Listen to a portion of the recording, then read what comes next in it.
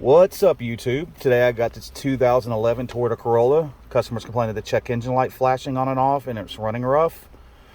Now I've already pulled these codes, and the main code I had was the P0353 ignition coil C primary control circuit open. I'm going to show you all the easy way to diagnose this to make sure it's not an electrical problem. And the 352 is generated because I've been doing some tests on this thing, and I generated the 352. I'm going to show you how to diagnose this the easy way before you go buy any parts. Let's go under the hood and do this. Anyways, if you haven't subscribed to my channel, please subscribe. I'm going to continue to make videos like this to make your life easier.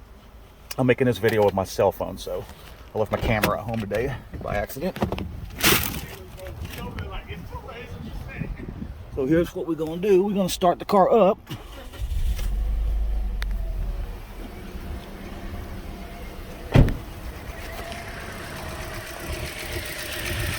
Like I said, the main one was the 353, which is cylinder 3. You got 1, 2, 3. Number 3. Now I've already swapped number 3. And these plugs on these coils are always a booger. I don't know if you can see how rough it's running. Just unplug the connector. See how it's shaking now?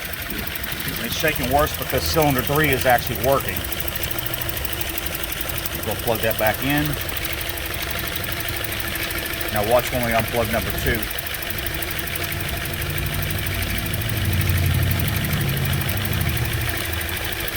Doesn't make a single bit of difference. And that's because this coil is dead, which is a very common problem on these Toyotas. I've already swapped them around, the 10mm bolt, to confirm it. And when I swapped them around, the affected cylinder was number 2 instead of 3. So I know for sure a new coil is going to fix this problem. You definitely want to throw a set of plugs in there too. You already can see, someone's already done a couple coils on it before. 2 Duralast coils. And it's always best to run with the same brand. I don't know if there's a Denso or Duralast. They both got a D on them. A little bit different.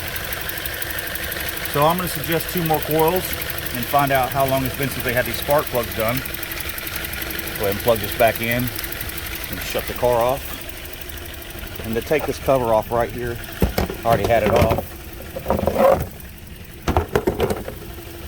It just pushes down. There's no bolts, you just pull up on it. I'm going to shut this thing off because a misfire can damage the catalytic converter. We don't want that to happen. Be a lot more money. Anyways, I hope this video has been informative. Y'all please check like down below. Y'all have a good day. Subscribe. Peace out, YouTube.